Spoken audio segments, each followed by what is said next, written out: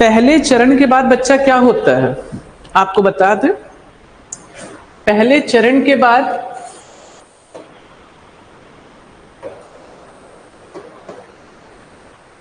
महिलाओं को भी अपने अधिकार, अपनी शक्तियों का एहसास होता है। पहले चरण के बाद महिलाओं को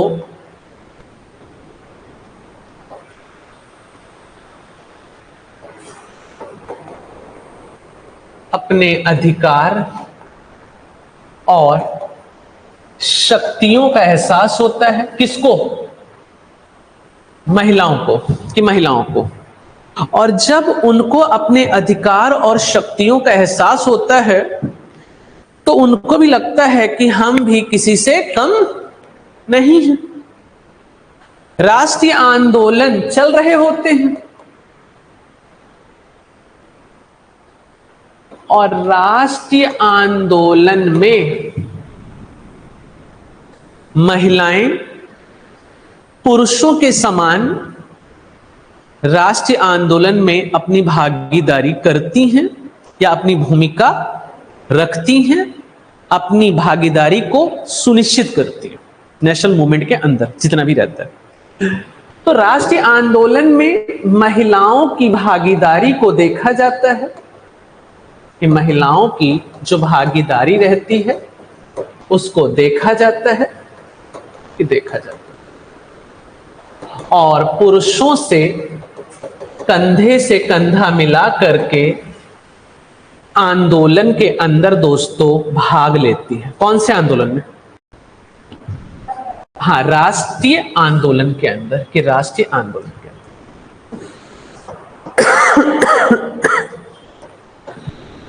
और आपको बता दें भारत के अंदर नारीवादी आंदोलन का जो दूसरा चरण है, इस चरण की यदि बात करते हैं, नारीवादी आंदोलन का जो दूसरा चरण रहता है, इस दूसरे चरण का नेतृत्व भारत में नारीवादी आंदोलन के दूसरे चरण का नेतृत्व स्वयं महिलाओं ने किया था। किसने किया था बच्चे? हाँ, स्वयं महिलाओं ने नेतृत्व किया था। कि स्वयं महिलाओं ने नेतृत्व किया था।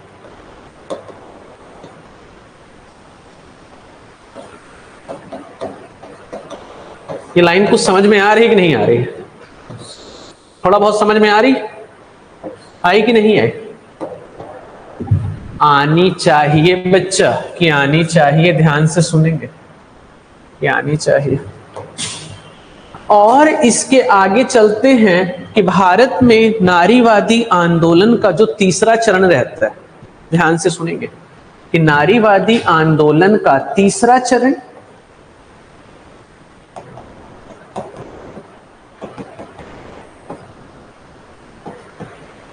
इसको क्या कहते हैं?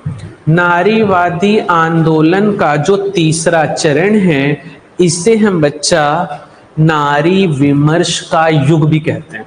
क्या कहते हैं? हाँ, नारी विमर्श का युग भी कहा जाता है।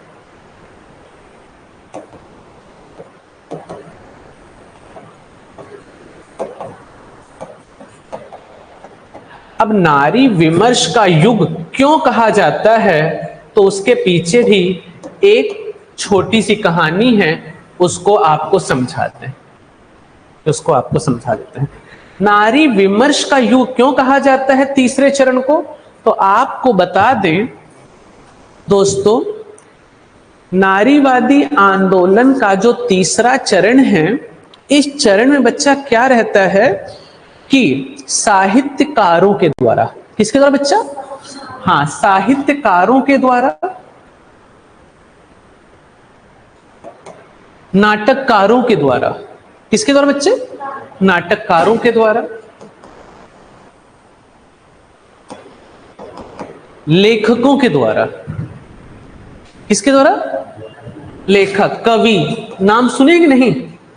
लेखकों के द्वारा अपने साहित्य के माध्यम से, अपने उपन्यास के माध्यम से, अपनी कविताओं के माध्यम से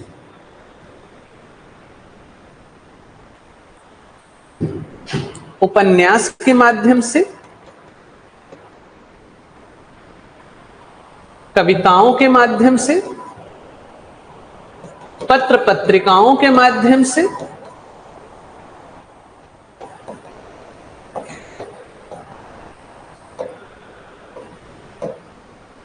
इन साहित्यकारों ने, इन लेखकों ने, इन नाटककारों ने महिलाओं के दुख दर्द को, कि महिलाओं के दुख दर्द को, उनकी संवेदनाओं को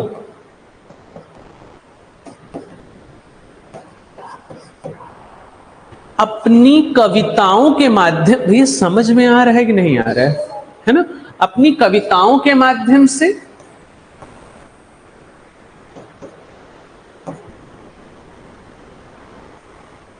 समाज के अंदर रखा, इस समाज में रखा। किसने? साहित्यकारों ने। किसने बच्चे? लेखकों ने। किसने बच्चे? हाँ, साहित्यकारों ने, लेखकों ने, इन सब ने। याद रखिएगा।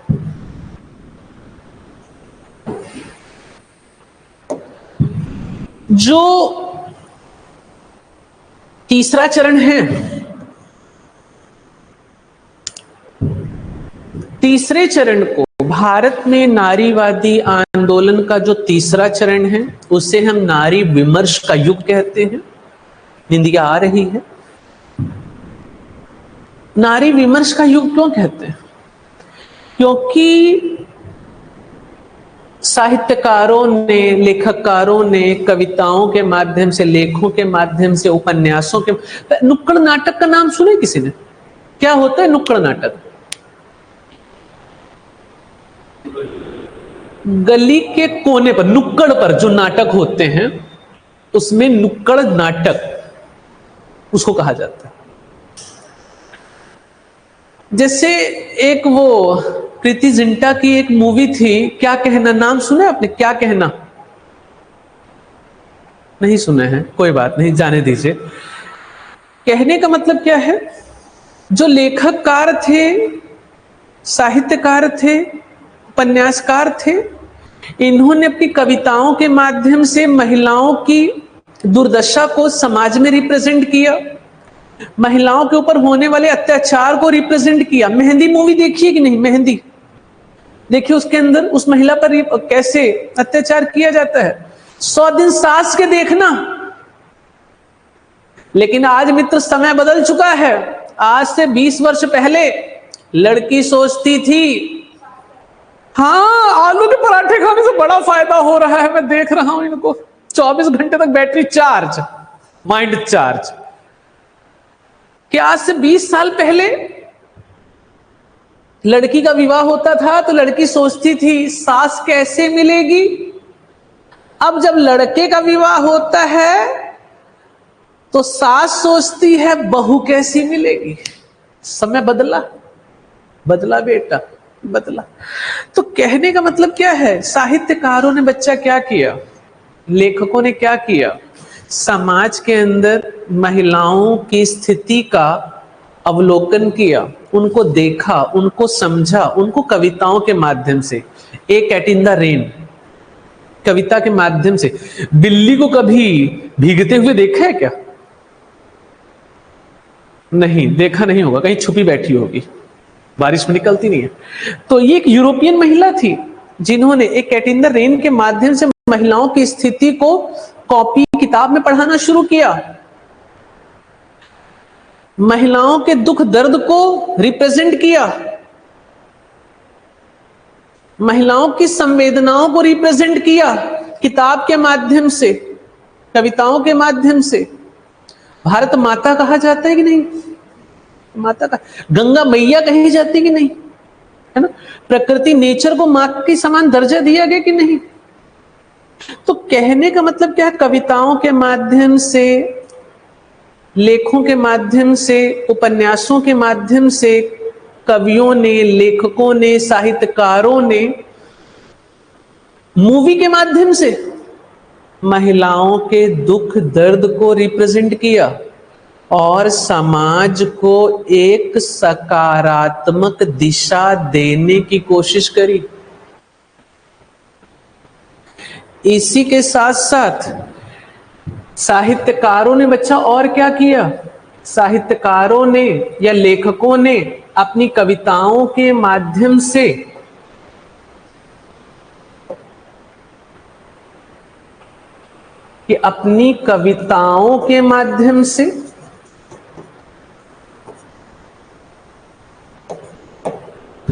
पुरुषों की मनोवृत्ति को बदलने की कोशिश करी। ठीक है बच्चा, कविताओं के माध्यम से या लेखों के माध्यम से पुरुषों की मनोवृत्ति को बदलने की कोशिश की।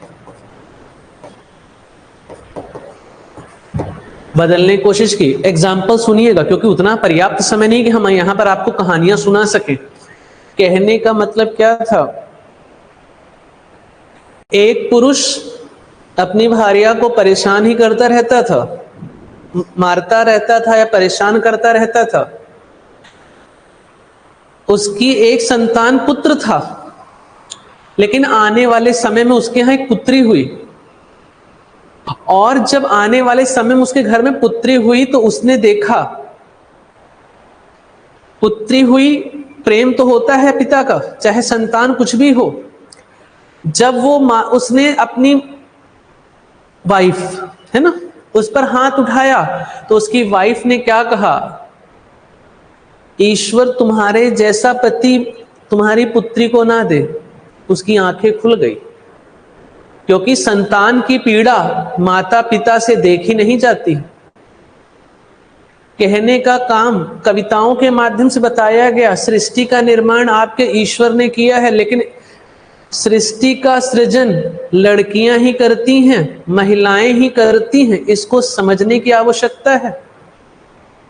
कहने का मतलब क्या है दोस्तों, आपको यहां पर बच्चा बता दें, जो बातें अभी हमने बोली हैं इनको समझने की कोशिश करिएगा, क्योंकि भविष्य किसी का कोई नहीं जानता है, कैसे किसका भविष्य होगा। और कभी भी अत्याचार करते समय यह सोच के रखना चाहिए कि सामने वाले का वक्त कभी भी बदल सकता है। और गवर्नमेंट जॉब की रही बात, तो आपको बता दें, इतना कठिन प्रोग्राम नहीं होता है। कलेक्टर का थोड़ा सा पद, भारत की सबसे बड़ी प्रशासनिक पद की आप बात करें, कलेक्टर, आईएएस अधिकारी, जितना बड़ा तबका, जितना बड़ा स्टेटस, तो उतना बड़ा परेशानी तो लेनी ही पड़ेगी। इसके नीचे दुनिया भर की नौकरियां हैं, और ये मत सोचना कि बहुत ज्यादा टफ है, वो है। सही से तैयारी कर लीजिए, 7-8 महीने ठीक से का मतलब ठीक से होता है, आराम से लग जाएंगे, डिपेंडेंसी खत्म हो जाएगी सबसे पहले, और उसके बाद सबका मालिक अलग अलग। आलू के पराठे का असर है ये। गजब तरीके से डायलॉग आपने कल से डायलॉग मार रही हैं आप, और सारे एक से बढ़कर एक हैं। Very good, very good. तो कहने का मतलब क्या है, कविताओं के माध्यम से पुरुषों की सोच को बदलने का भी काम किया। जैसे आप दूसरे की पुत्री या दूसरे की बहन को पीड़ा दे रहे हैं, कल अगर आपकी पुत्री या आपकी बहन को कोई पीड़ा देगा तो कैसा लगेगा? बुरा लगेगा कि नहीं लगेगा? बहुत बुरा लगेगा। इसलिए सही मार्ग पर चलिए, शोषण मत करिए, हिंसा मत करिए। मानव है वो। समाज में माता पिता बैठे हैं तो समाज उनके बराबर खाना नहीं दे सकते, ये तो बात चलो ठीक है, पहले बड़ा खाएगा ये भी ठीक है। लेकिन जब आप स्वयं खाना खाएं तो अपनी भार्या को अपने साथ बैठाकर खाना खाएं, ये भी नियम कहता है। गुलाम नहीं है। कच्ची सब्जी लाके दी, उसको पका करके सब्जी अच्छी बना दी, भ्रूण दिया, बच्चे का निर्माण कर दिया, विवाह करके लाए, जब से लेकर आए तब से आपके घर को संभाला हुआ है। और उसके बाद भी यदि आपकी मनोवृत्ति में सकारात्मक दृष्टिकोण का निर्माण नहीं हुआ है तो आगे फिर अब आपको सोचने और विचारने की आवश्यकता नहीं है। विनाशकाले विपरीत बुद्धि हो गई है। ये साहित्यकारों ने, लेखकों ने, नाटककारों ने कविताओं के माध्यम से, उपन्यास के माध्यम से, नुक्कड़ नाटक के माध्यम से महिलाओं की संवेदना को समाज के समक्ष रखा।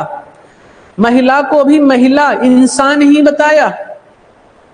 निर्णय लेने में उनकी भी भूमिका होनी चाहिए, समान दर्जा उनको भी मिलना चाहिए, उनको भी स्वतंत्रता मिलनी चाहिए, उनको भी न्याय मिलना चाहिए, उनको भी बराबरी के सारे अधिकार मिलने चाहिए।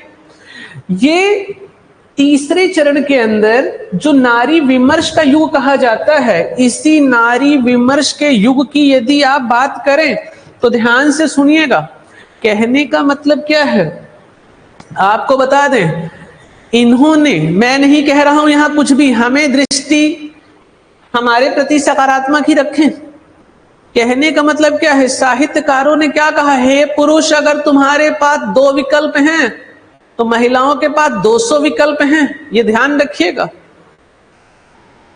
जब तक कोई सह रहा है तब तक ही सह रहा है। तो पुरुष बोलने लगा, देखा नहीं भगवान दशरथ ने 3 विवाह कर लिए? तो उसकी भार्या ने कहा, देखा नहीं द्रौपदी ने 5 विवाह कर लिए थे। कहने का मतलब क्या है, हर तोड़ का जोड़ और हर समस्या का समाधान धरती पर है, इसलिए इसका नाम मृत्युलोक है। साहित्यकारों ने समझा दिया, हे दुनिया के पुरुषों, शांति से सोना है तो जाग जाओ, वरना अगर ये जाग जाएंगी तो बड़ा मुश्किल कर देंगी, ध्यान रखना। तो तीसरा चरण, नारीवादी आंदोलन का तीसरा चरण भारत के अंदर नारी विमर्श का युग कहा जाता है, और तीसरे चरण का नेतृत्व साहित्यकारों के द्वारा किया गया। बच्चे क्लियर हुआ किसके द्वारा किया गया बच्चा? साहित्यकारों के द्वारा। अरे बेटा, जो भी सही से पढ़ के देखिए तो सही, ये सही से पढ़ के देखिए तो सही। कल आपका इंतजार कर रहा है, लेकिन अगर आज आपने बर्बाद कर दिया तो कल आपका सही नहीं होगा। Be positive. तीसरे चरण का नेतृत्व किसने किया बच्चा? साहित्यकारों ने किया। कि साहित्यकारों ने किया, ये याद रखिएगा। पहले चरण का नेतृत्व किसने किया था? अब जरा ध्यान से सुनिएगा। तीसरा चरण, पहले चरण भारत में नारीवादी आंदोलन का जो पहला चरण था उसका नेतृत्व स्वयं पुरुषों ने किया, नंबर 1। दूसरे चरण का नेतृत्व महिलाओं ने किया, और तीसरे चरण का नेतृत्व साहित्यकारों ने किया।